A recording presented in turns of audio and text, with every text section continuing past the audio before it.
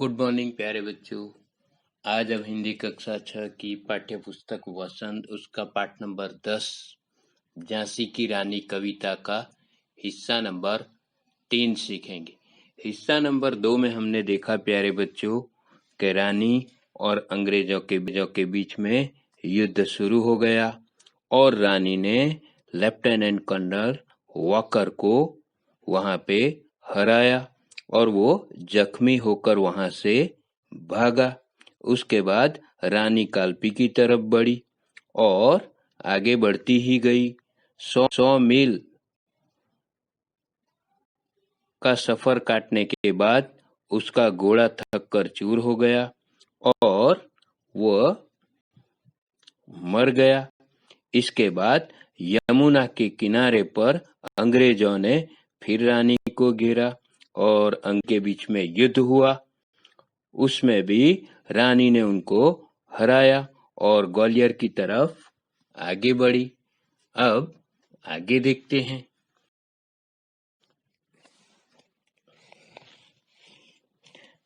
प्यारे बच्चों, page number 75। अंग्रेजों के मित्र सिंधिया ने छोड़ी राजधानी थी, बुंदेलहर बोलो के मुंह हमने सुनी कहानी थी, खूब लड़ी मर्दानी वह तो झांसी वाली रानी थी। विजय मिली पर अंग्रेजों की फिर सेना गिर आई थी, अब के जनरल स्मिथ सम्मुख था, उसने मुंह की खाई थी, कान्हा और मंदरा सखियां रानी की संग आई थी। युद्ध क्षेत्र में उन दोनों ने भारी मार मचाई थी। तो इन पंक्तियों के अंदर कवित्री हमें कह रही है कि रानी आगे बढ़ती ही जा रही थी। अब की बार उसके सामने जनरल स्मिथ अपना अंग्रेजी लश्कर लेकर लड़ने के लिए आ गया था। रानी झांसी लगातार 100 मील पार करने के बाद कालपी गई। इतना सफर करने के कारण उसका घोड़ा थककर धरती पर गिर पड़ा और तुरंत मर गया। उसके बाद वो आगे बढ़ती चली गई। कालपी जीतकर रानी फिर आगे बढ़ी और उसने ग्वालियर पर अधिकार कर लिया। ग्वालियर का राजा सिंधिया अंग्रेजों का मित्र था। उसे रानी से पराजित होकर राजधानी छोड़नी पड़ी।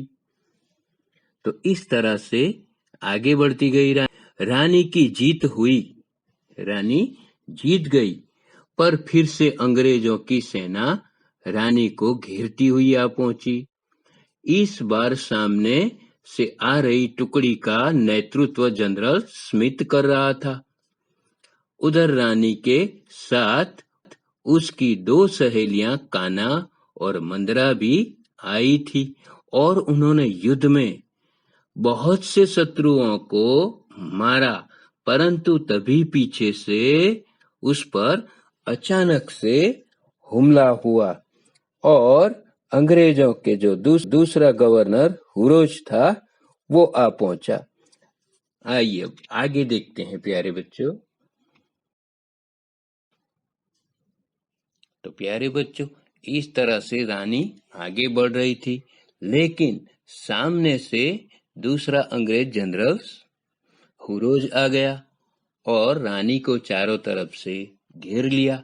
अब जो उसका घोड़ा था वो थक कर वहां पे थकान की वजह से मर गया था। अब रानी चारों तरफ से घिर गई थी। उसे अब बचने का कोई रास्ता नजर नहीं आ रहा था। फिर भी वो डटकर शत्रुओं का मुकाबला कर रही थी और लड़ रही थी। अपनी पूरी ताकत उसने लगा दी थी। आइए आगे देखते हैं क्या हुआ। प्यारे बच्चों, पेज नंबर 76 पंक्तियां रीड करते हैं, फिर उसका भावार्थ समझते हैं। पर पीछे हुरोज आ गया, हाय घिरी अब रानी थी, बुंदेलहर बोलो के मुंह हमने सुनी कहानी थी, खूब लड़ी कहानी थी, खूब लड़ी मर्दानी वह तो झांसी वाली रानी थी। तो भी रानी मार काट कर चलती बनी सैन्य के पार, किंतु सामने नाला आया था यह संकट विषम अपार। घोड़ा अड़ा नया घोड़ा था, इतने में आ गए सवार। रानी एक शत्रु बहुतेरे होने लगे वार पर वार। घायल होकर गिरी सिंहनी, उसे वीर गति पानी थी। बुंदेले हर बोलों के मुंह, हमने सुनी कहानी थी। खूब लड़ी मर्दासी वाली रानी थी। तो बच्चों, अब हम इसका भावार्थ देखते हैं। तो रानी अंग्रेजों से मुकाबला करते हुए आगे बढ़ रही थी और लड़ रही थी। तभी लक्ष्मीबाई ने पर भी मार काट करती हुई आगे बढ़ गई और सेना को पार करती हुई निकल गई। तभी अचानक सामने से एक बहुत बड़ा नाला आ गया। रानी के लिए यह एक भारी संकट का नया घोड़ा उसे पार न करने के लिए अड़ा रहा। इतने में पीछा करते हुए सैनिक, अंग्रेज सैनिक आ गए और दोनों ओर से वार पर वार होते चले। शेरनी सी रानी घायल होकर गिर गई और वीर गति को प्राप्त हुई।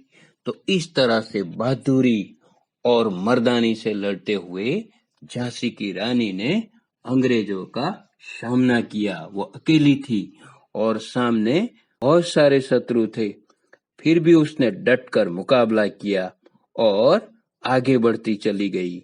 लेकिन आखिरकार उसे घेर लिया गया और उसके घोड़े ने रानी का साथ नहीं दिया।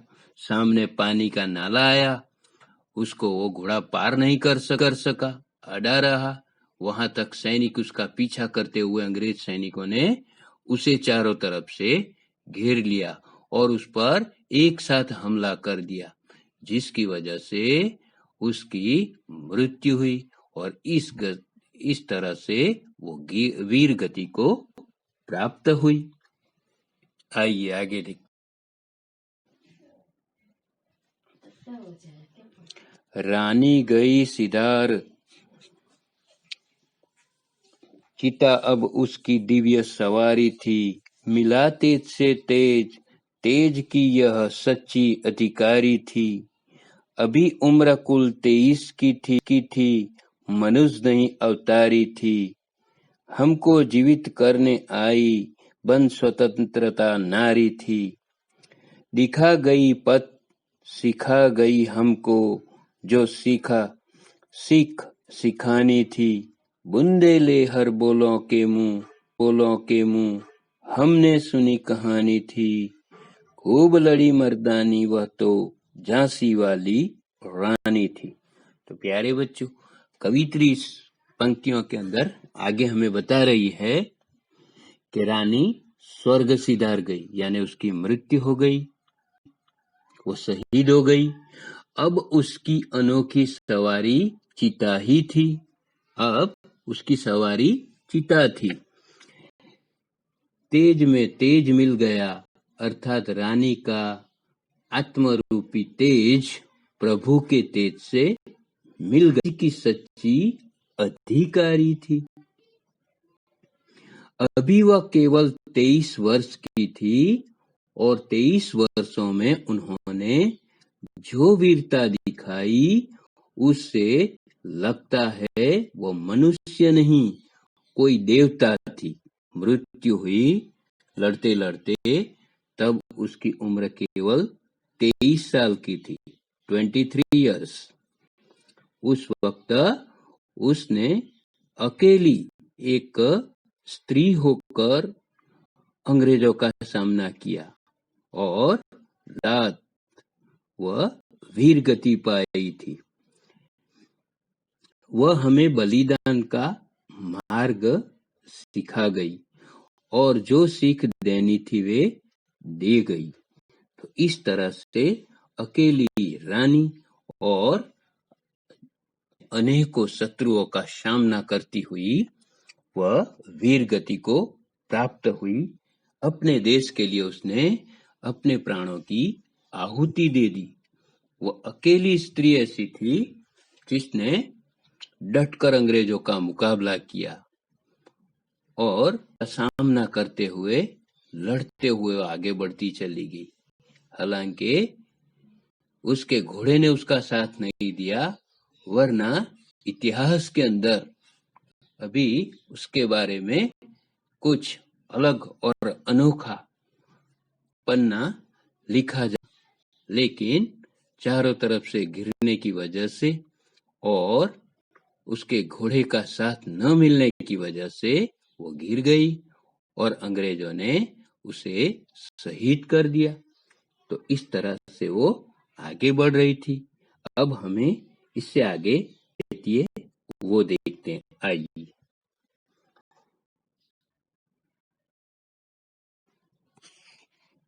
आइए प्यारे बच्चों, पेज नंबर 77 पंक्तियां रीड करते हैं, फिर उसका भावार्थ समझते हैं।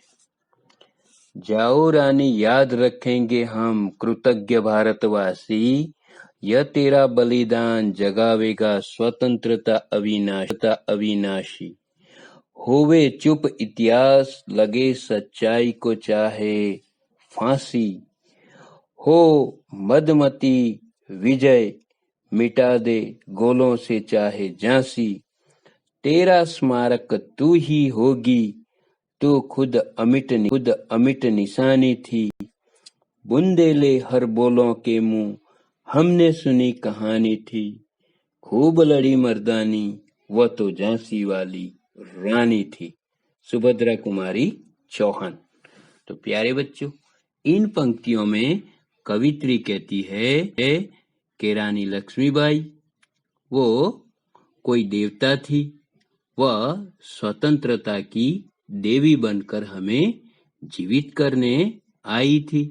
वह हमें बलिदान का मार्ग दिखा गई और जो सीख देनी थी ये गई। आगे कवित्री कहती है कि रानी लक्ष्मीबाई, तुम तो स्वर्ग को जाओ, परंतु स्वतंत्रता आंदोलन में आपके योगदान को कभी भुलाया नहीं जा सकता। आपका ये बलिदान हमें कभी न नष्ट होने वाली आजादी के प्रति सचेत करता रहेगा। इतिहास चाहे कुछ भी न कहे और सच्चाई का गला घोंट दिया जाए, अंग्रेजों द्वारा विजय प्राप्त कर भी ली जाए या वे फांसी को गोली से नष्ट कर दे, पर भारतवासी यह बलिदान नहीं भूल सकेंगे। हे रानी, तू अपना स्मारक स्वयं होगी, यानी आप तो अपने आप में ही अपनी याद का चिन्ह थी, यानी सिंबल थी। तो प्यारे बच्चों, इस तरह से इस कविता में कवित्री सुभद्रा कुमारी चौहान ने झांसी की रानी लक्ष्मीबाई का बड़ा ही सुंदर वर्णन किया है।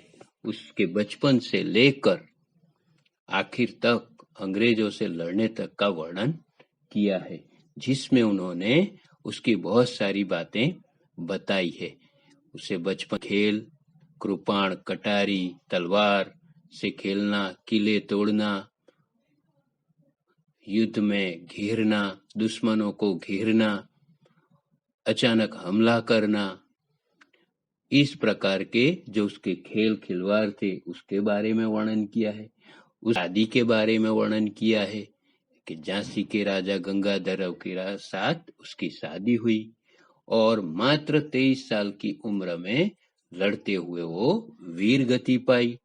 अकेली रानी, एक स्त्री होकर भी उसने डटकर मुकाबला किया और अंग्रेजों तथा अंग्रेजों का साथ देने वाले जो दूसरे हमारे भारत के राजवंश थे उनको उसने हराया और अपनी झांसी को बचाने के लिए उसने अकेली होकर अपने प्राणों की आहुति दी।